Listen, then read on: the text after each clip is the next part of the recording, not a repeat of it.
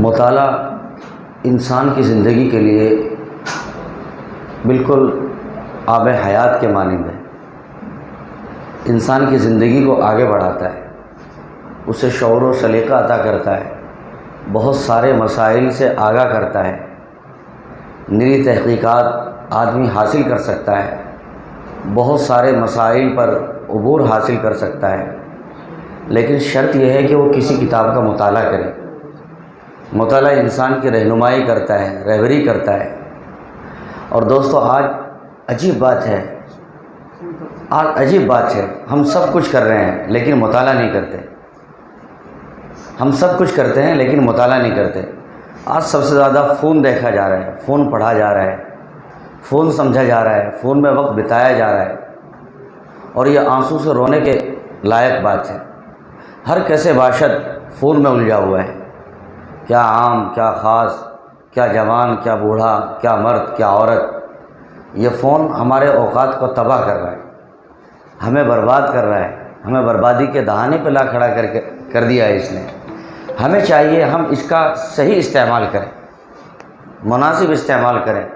ہم اپنے آپ میں تولیں، اپنے اوقات کو ہم کیسے بچا سکتے ہیں، کیسے کامیاب بنا سکتے ہیں، کیسے قیمتی بنا سکتے ہیں۔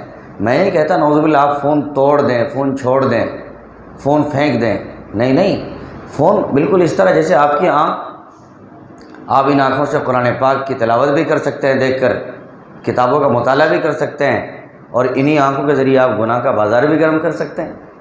ایسے فون میں ایسے شاندار مضامین بھی ہیں، کتابیں بھی ہیں، جی، علماء کرام کے قیمتی مفید بیانات بھی ہیں، ان کے ذریعے ہم رہنمائی حاصل کر سکتے ہیں، انہیں ہم سن سکتے ہیں۔ قیمتی مناجات بھی ہیں، دعائیں بھی ہیں، بہت ساری قیمتی باتیں ہیں، ان سے ہم رہنمائی حاصل کر سکتے ہیں۔ لیکن عجیب بات ہے کہ ہمارا وقت زیادہ تر ایک ہی طرف بھاگتا ہے۔ اس لیے ذاتی طور پر کہتا ہوں کہ اپنی عادت بنائیں مطالعے کی۔ ہم میں سے بہت سارے حضرات یہ کہیں گے ہم مطالعہ کرتے ہیں، یاد ہی کچھ نہیں رہتا ہے۔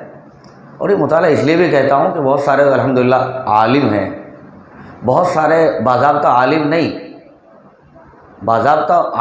ہیں، بہت سارے مسائل کو وہ نہیں جانتے ہیں، لیکن اگر وہ کتاب کو پکڑ لیں، کتابوں کو لے لیں، جیسے حضرت نے ابھی اشارہ فرمایا کہ فلاں کتاب لی جا سکتی ہے، ان کا مطالعہ کیا جا سکتا ہے، تو انہی میں سے ہم ایک دو کتاب کا انتخاب کر لیں۔ یہ سارا بیان حضرت کا ریکارڈ ہوا ہے، ہم باضابطہ واپس سن لیں، اور جہاں کتاب حضرت نے ارشاد فرمائے ان کتابوں کو ہم قلم کی مدد سے اپنی ڈائری پر لکھ لیں۔ اب آہستہ آج ایک کتاب خرید لی، ایک مہینے کے بعد دوسری خرید لی، اور 3 صفحہ 4 صفحہ ہم ڈیلی عادت بنا لیں۔ ویسے بھی ائمہ کرام کے پاس کافی وقت ہوتا ہے، عشاء کے بعد 2 صفحے مثلا مطالعہ، فجر کے بعد 4 صفحے مطالعہ، ظہر کے بعد بشاشت ہوتی ہے نماز پڑھانے کے بعد مزاج میں تو 3 صفحے مطالعہ، مثلا اس طرح سے ترتیب دے لے۔ اب سوال یہ پیدا ہوتا ہے کہ مطالعہ کریں گے یاد نہیں رہتا، اس سے کبھی نہیں گھبرانا چاہیے۔ یہ شیطانی وسوسہ ہے، یہ نفس کا ڈھکوسلہ ہے۔ اس بات میں الجھے ہوئے آج طلباء بھی ہیں، علماء بھی ہیں، اور کئی مرتبہ اسکول اور کالج کا نالج پڑھنے والے بھی ہیں کہ یاد نہیں رہتا، ہم ماڈل پڑھتے ہیں یاد نہیں رہتا۔ ہمیں کبھی نہیں ہارنا چاہیے۔ میں اگر سوال کروں، اپنی ذات سے ہی سوال کروں آپ سے، کیا مثلا ہم اپنے آپ میں، ہر آدمی اپنے گریبان میں جھانک کے دیکھے، آج 14 اگست ہے، گزشتہ 1 سال پہلے 14 اگست میں ہم نے دوپہر کے وقت میں کیا کھانا کھایا تھا، ہمیں یاد ہے؟ کیوں بھائی، کسی کو یاد ہے؟ نہیں یاد ہے۔ شام کے وقت میں کیا کھانا کھایا تھا، یاد ہے؟ نہیں یاد ہے۔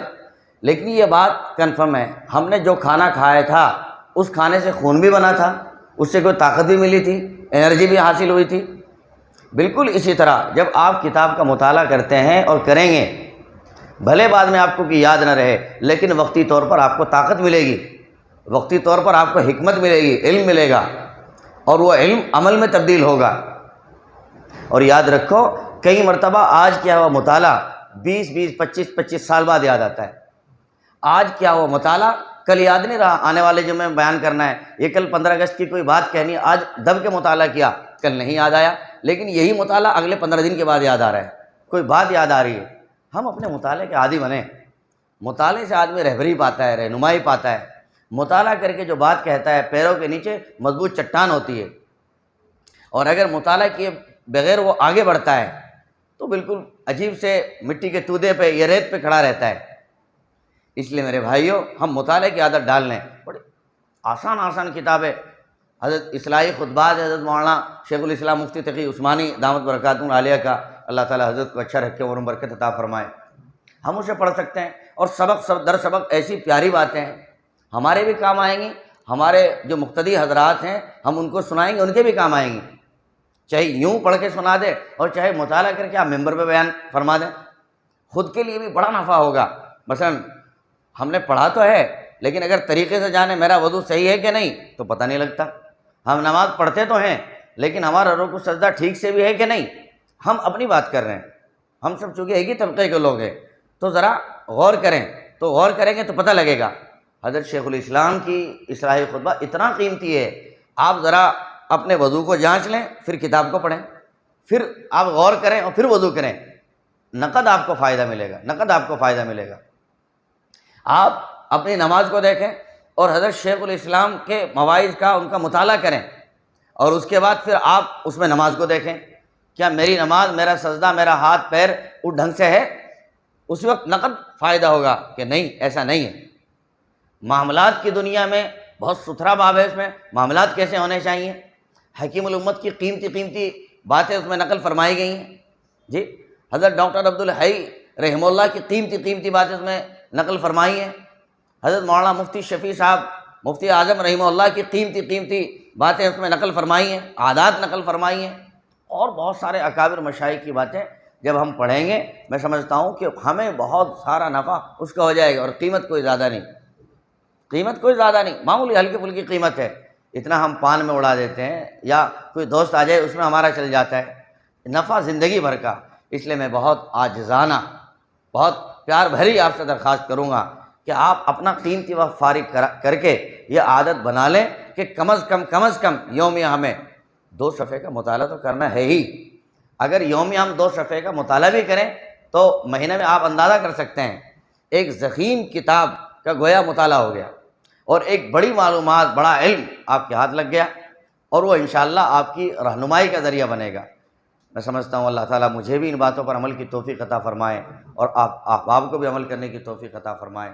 وما توفیقی الا باللہ۔